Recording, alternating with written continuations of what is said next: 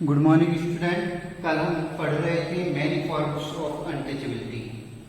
Untouchability के अंतर्गत किस तरह की फॉर्म देखने को मिलती हैं। All these are example of various type of discrimination. ये सभी विभिन्न प्रकार के भेदभाव का ही एक एग्जाम्पल होती हैं।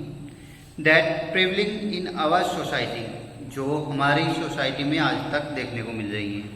पंडित साइनाट seduce in drawing attention of the common mass through the social problem and its impact on the already weaker section of the society। पंडित साइनाथ जो एक जर्नलिस्ट थे, उन्होंने अपनी रिपोर्ट में बताया भी है कि ये मुख्य रूप से सोशल प्रॉब्लम को रिप्रेजेंट करता है, वीकर सेक्शन को सोसाइटी के इम्पैक्ट डालता है उन पर। The government is also making contrast effort to protect the interest of the tribal people, which will bring them at par with other section of Indian society। साथ ही साथ government हमेशा ध्यान रखती है और एफर्ट करती है प्रोटेक्ट करने में आदिवासी लोगों को, ताकि वे अपने सेक्शन के अंतर्गत इंडियन सोसाइटी में कार्य कर सकें। Apart from the safeguard provided through legislation in the constitutional provision, इसके अंतर्गत विधायिका के अंतर्गत या फिर नियम बनाने वाली शाखा के अंतर्गत संविधान के प्रोविजंस हैं या कॉन्स्टिट्यूशन के अपने खुद के प्रोविजन हैं। The government of India has take several step, जिसके लिए गवर्नमेंट भारत की विभिन्न प्रकार के स्टेप उठा रही है। सम of those provisions made of the betterment of socially and economically backward people are as follow। मुख्य रूप से कुछ प्रोविजंस जो गवर्नमेंट ने इन लोगों को सामाजिक रूप से या आर्थिक रूप से अच्छा बनाने के लिए लिए हैं, वे कुछ इस प्रकार हैं। Reservation in government 15% to schedule caste, 7.5% for schedule tribe and 27% of other backward class. Reservation government job के अंतर्गत एससी लोगों के लिए 15%, एसटी के लिए 7.5% एंड ओबीसी के लिए 27% सीटों को रिजर्व किया गया है जॉब के अंतर्गत। Reservation of seat in the Lok Sabha and other representative bodies, इसके अलावा लोकसभा और बाकी की रिप्रेजेंटेटिव बॉडीज में भी इनकी सीटों को रिजर्व किया गया है। Reservation of seat in educational institution, educational institution में भी इनकी सीटों को रिजर्व किया गया है। Provision of grant and scholarship to the economically weaker section of the Indian society, इन लोगों को ग्रांट भी मिलता है या फिर ये कहा जा सकता है कि इन्हें स्पेशली वजीफे मिलते हैं, स्कॉलरशिप मिलती हैं, जिसके जरिए ये गरीब लोग अच्छी तरीके से सोसाइटी में रह सकते हैं और शिक्षा प्राप्त करते हैं। Launching of vocational training in the tribal area, और बार बार लॉन्च की जाती है एक तरीके से वर्बल या लोगों द्वारा ले जाई गई मीटिंग्स या ट्रेनिंग उन आदिवासी क्षेत्रों में, ताकि वे लोग जागरूक हो सकें। हैव कॉन्फिडेंस, ड्रीम बिग, हमेशा कॉन्फिडेंस रखना चाहिए और बड़ा सोचना चाहिए, बड़ा सपना देखना चाहिए। ये एक इंटरेस्टिंग फैक्ट है। इसके अंतर्गत हम अक्सर काफ़ी डरते हैं। हम डरते हैं कि हम कितने पावरफुल हैं और उसे किस तरीके से हम मेजर करते हैं। हम अक्सर प्रकाश को नहीं देख पाते, अंधेरे के अंतर्गत हम डरते रहते हैं। अगर हमसे कोई पूछे कि हम क्या कर रहे हैं, हम कितने ब्रिलियंट हैं, गोर्जियस हैं, टैलेंटेड हैं या फर्बुलस हैं, एक्चुअली हम नहीं हैं। We are a child of God, हम सिर्फ उस ईश्वर के बच्चे हैं। You are playing small does not serve the world, तुम्हारा कार्य नहीं है कि तुम पूरे विश्व की देखभाल कर पाओ। There is nothing about shrinking so that other people won't feel unsure around you। बस तुम्हारा कार्य है कि तुम प्रकाश बांटो, प्रकट करो उन लोगों को कि तुम उनके साथ हो जो आसपास के हैं, चाहे वे किसी भी जाति या समुदाय से बिलोंग करते हैं। We are all meant to shine as child do, तुम्हें बिल्कुल बच्चे की तरह ही रहना है। We were born to make manifest the glory of God that is within us. हम भगवान के द्वारा इसलिए पैदा किए गए हैं ताकि लोगों में हम भाईचारा बनाए रख सकें। It not just in some of us, it is in everyone. ये सिर्फ हमारे लिए नहीं है, हम सभी के लिए है। And as we let our own light shine, we unconsciously give other people permission to do the same. अगर हम खुद अपने प्रकाश से चमकेंगे तो ऐसा ही हम लोगों के लिए क्या कह सकते हैं, उन्हें भी कह सकते हैं। उन्हें भी अपने तरीके से अपने गरिमा के साथ आगे बढ़ने की प्रेरणा दे सकते हैं। As we are liberate from our fear, our presence automatically liberate other. अगर हम अपने डर से जीत सकते हैं तो हम दूसरों को भी उनके डर से जिता सकते हैं। इक्वलिटी इन इंडियन कॉन्स्टिट्यूशन, समानता इंडियन कॉन्स्टिट्यूशन में किस तरीके से है आइए जानते हैं। Equality is an important element of democracy. समानता एक सबसे महत्वपूर्ण एलिमेंट है हमारी डेमोक्रेसी का। It means all are equal before law. इसका मतलब है सभी लोग समान हैं। This is rule of law and no discrimination is made on the basis of caste, creed, race, religion, sex etcetera. इसके अंतर्गत यह एक रूल ऑफ लॉ है जिसमें कोई भी भेदभाव का शिकार नहीं हो सकता किसी भी बेस पर, चाहे वह किसी भी जाति से बिलोंग करने वाला है, किसी भी क्षेत्र से बिलोंग करने वाला है, किसी भी धर्म से बिलोंग करने वाला है और साथ ही साथ किसी भी सेक्स से बिलोंग करने वाला है या किसी भी रंग से बिलोंग करने वाला है, चाहे वो मेल है या फीमेल है। The constitution of India says that the government shall not deny to any Indian equality before the law और प्रोटेक्शन ऑफ लॉ। संविधान भारत का कहता है कि वह किसी के भी किसी भी भारतीय के लिए उसकी समानता को नहीं छीनता, वह उसकी समानता को बनाए रखने के लिए नियम कानून बनाता है। It means that the law is same for all regarded a person status. इस तरीके से हम समझ सकते हैं कि सभी लोगों के लिए नियम कानून एक समान है या लॉ एक समान है, चाहे वह किसी भी स्टेटस से बिलोंग करने वाला हो, चाहे वह अमीर हो चाहे वह गरीब हो। This is called rule of law. इसे रूल ऑफ लॉ के नाम से जाना जा सकता है। It means that no person is above the law. और इसका सीधा मतलब होता है कि कोई भी व्यक्ति कानून से ऊपर नहीं है। There can not be any distinction between the political leader, government officer and an ordinary citizen. और इस तरीके से हम समझ सकते हैं कि चाहे वह कोई भी बड़ा अधिकारी है, चाहे वो पॉलिटिकल पार्टी से बिलोंग करता है, चाहे वह कॉमन मैन है, सभी एक समान हैं। The schedule cast and the schedule tribe together consist about 1/4 of the Indian population. SC और ST टोटल मिलकर 1/4 पॉपुलेशन का निर्माण करते हैं पूरे भारत की। टू कीप देम एट पर with the rest of the Indian society we need to provide support to them। यही कारण है कि हमें भारत को एक अच्छे स्तर पर पहुंचाने के लिए इनका की मदद करनी चाहिए। The Indian Constitution provide for the right to equality। According to it, every Indian citizen is equal in the eye of law। Indian constitution सभी को राइट देता है समानता का और साथ ही साथ वह सभी लोगों को एक ही नज़र से देखता है।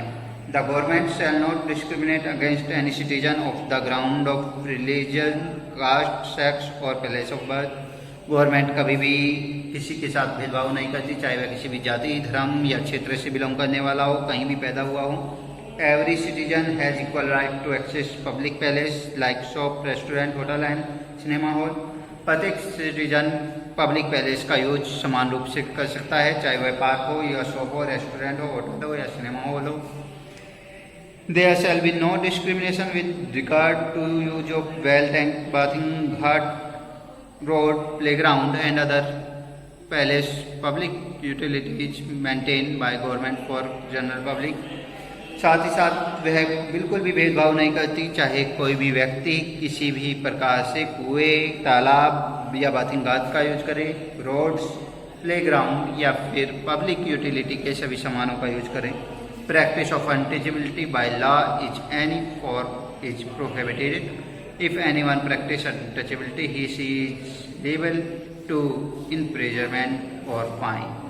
अगर कोई भी व्यक्ति अनटचेबिलिटी को दर्शाता है या अनटचेबिलिटी के साथ किसी को ऊंचा नीचा कहने की कोशिश करता है, यह पूर्ण रूप से बाध्य है और साथ ही साथ इसके ऊपर आपको फाइन भी देना पड़ सकता है। The principle of non discrimination extend to the social life as well. ये सिद्धांत मुख्य रूप से भेदभाव के अंतर्गत दिखाते हैं समान जीवन को सोशल लाइफ में और उसे अच्छा बनाते हैं। The constitution mention the practice of untouchability and clearly direct the government to put an end to it. साथ ही साथ अनटचेबिलिटी दर्शाती है कि गवर्नमेंट किस तरीके से इन सब का अंत करती है। और the practice of untouchability has been prohibited in all form. Untouchability की यह तरीका या फिर यह क्रिया सभी फॉर्म में प्रोहिबिटेड है। The constitution of India has made untouchability in A punishable offence. संविधान में भारत के अनटचेबिलिटी को एक गुनाह माना गया है। These might appear very obvious, but it is necessary to incorporate these rights to Indian Constitution of our country, where the traditional caste system did not allow the people of some communities to access all public places. Constitution के अंतर्गत भारत में कुछ परंपराएं चलती आ रही हैं caste system से पुराने समय से ही, जहाँ पर कुछ कम्युनिटीज को पब्लिक पैलेस में घुसने से रोका जाता था या फिर उन्हें जाने से मना किया जाता था। All citizen have equality of opportunity. सभी को समानता का अधिकार है। In matter relating to employment और appointment to any position in the government. और साथ ही साथ सभी सिटीजन समानता का अधिकार रखते हैं, अपॉर्चुनिटी रखते हैं किसी भी स्थान पर एम्प्लॉयमेंट करने के लिए, अपॉइंटमेंट प्राप्त करने के लिए। Untouchability is an evil social practice of the oppressing a minority endogamous group by regarding them as ritually polluted and segregating them from the mainstream by the social custom. Untouchability पूर्ण रूप से सामाजिक रूप से एक बीमारी है या बुराई है जो प्रैक्टिस की जाती है और यह वहाँ के लोगों को सोशल कस्टम करने से रोकती है, उनके सामाजिक रीति रिवाज निभाने से रोकती है। The term untouchability is commonly associate with the treatment of the Dalit class in India. Untouchability की टर्म का यूज मुख्य रूप से दलित लोगों के लिए किया गया है भारत में। Untouchability has been made illegal in post independence India but जज कंटिन्यू। मुख्य रूप से अनटचेबिलिटी को भारत की आज़ादी के बाद पूर्ण रूप से बैन कर दिया गया था भारत में, लेकिन इसके बावजूद भी आज लोग पहले से ही पूर्व धारणा या प्रीजज करना शुरू कर देते हैं लोगों को, ताकि उन्हें लगता है कि वे निम्न जाति से बिलोंग करते हैं। Equality in other democracies. समानताएं दूसरी डेमोक्रेसीज में किस तरीके से हैं, आइए जानते हैं। Inequalities has been a part of almost every human society all over the world. असमानताएं मुख्य रूप से देखने को मिलती है सभी प्रकार के समाज में पूरे विश्व में।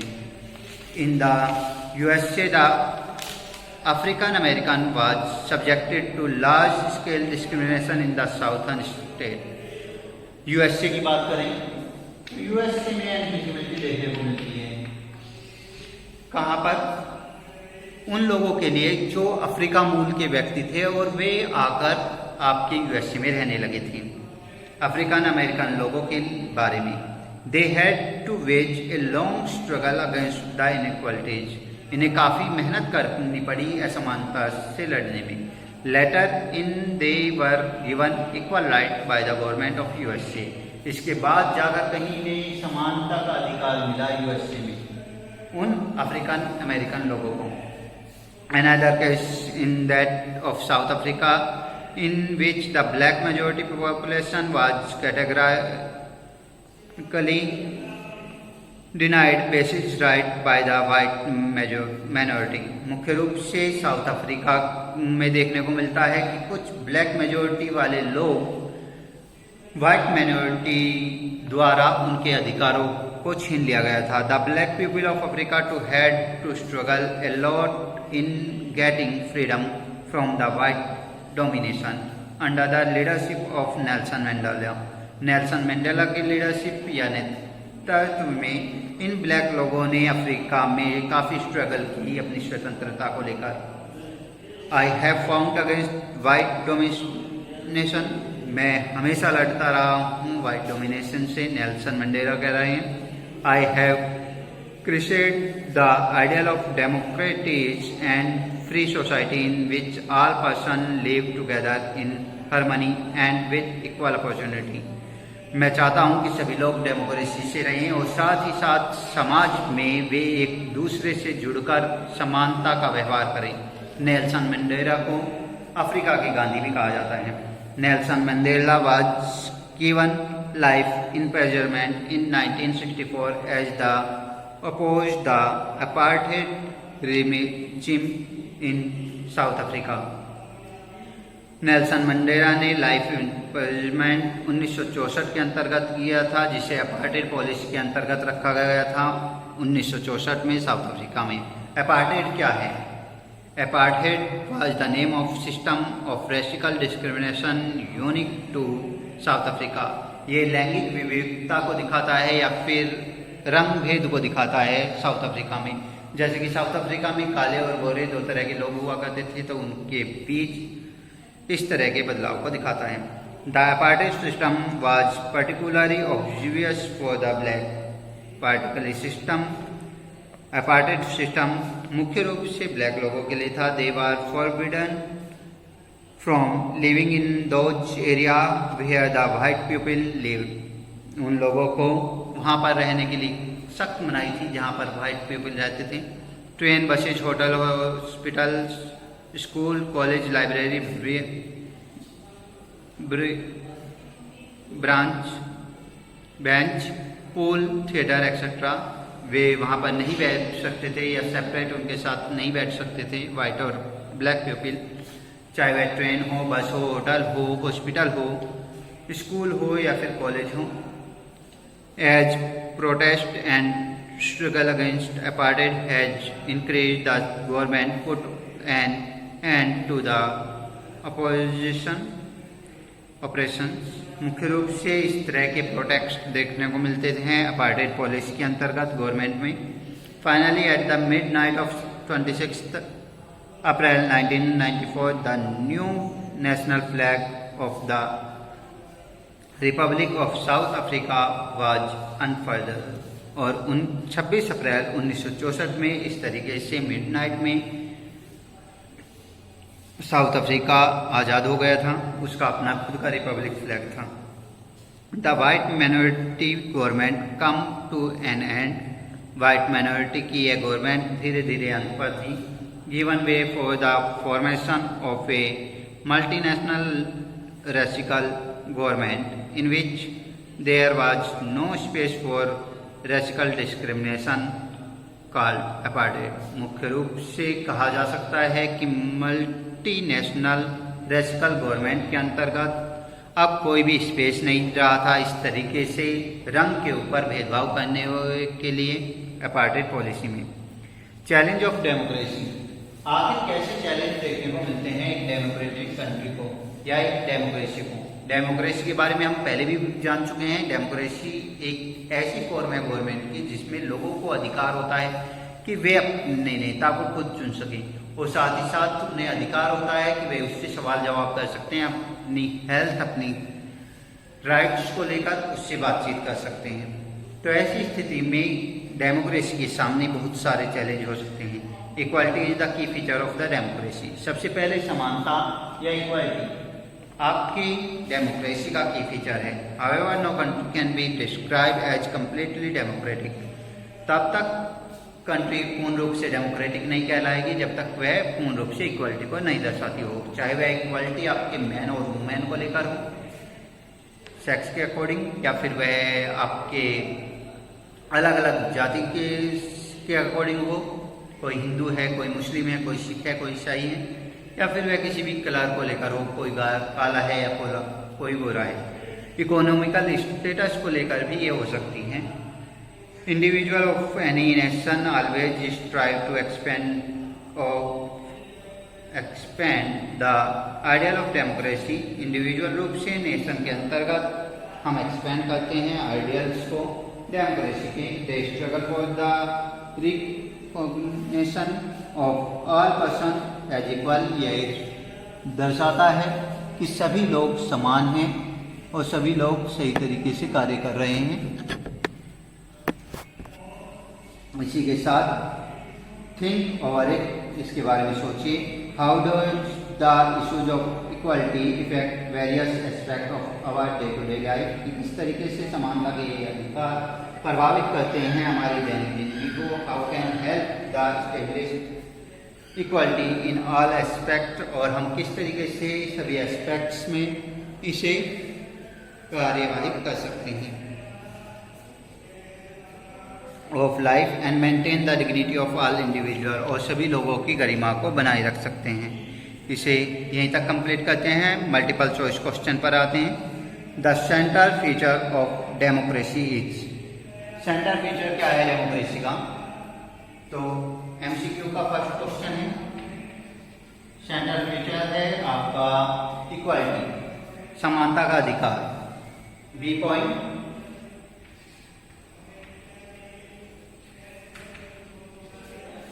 Second is in India a citizen of.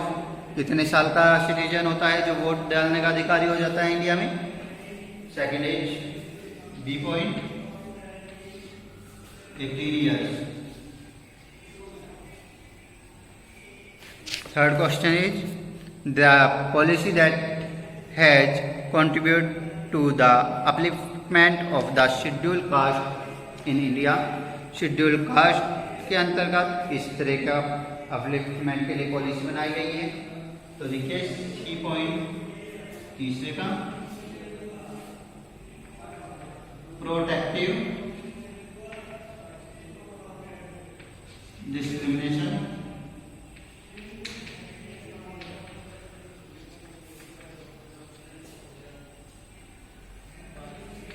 और question which one of the following has been made punishable by the Constitution of India। Constitution of India के अंतर्गत क्या पनिशेबल है? Practice of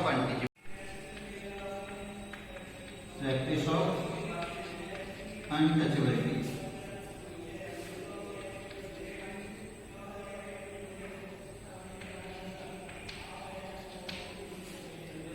practice of untouchability. Next है आपका fill in the blanks. सीधे answer लिखेंगे। First is जेडेटाई,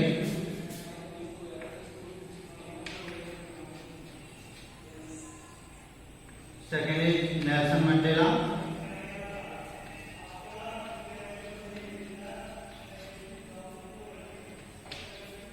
with apartheid,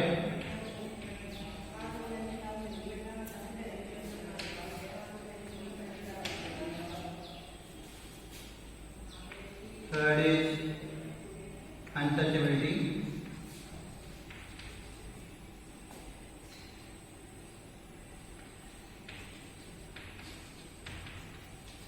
and fourth is equality.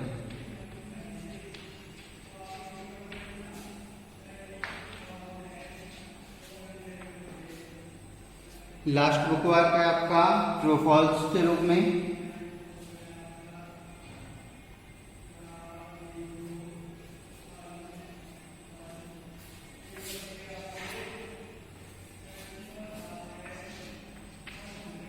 First, in India citizen about the age of 21 years have the right to vote.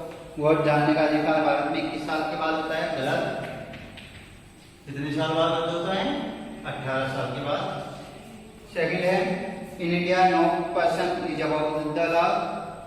Bharat में कोई भी person law से ऊपर नहीं है या कानून से ऊपर नहीं है। ये तो है आपका। तीसरा पॉइंट है, civil servant are member of the ruling party. Civil servant ruling party के मेंबर होते हैं। फर्स्ट लास्ट क्वेश्चन है आपका, South Africa become independence in 1994। South Africa 1994 में आजाद हुआ था। ये आपका ट्रू है। से एंकर रखते हैं, कल अपना वेरी शॉर्ट और लॉन्ग कंप्लीट करेंगे।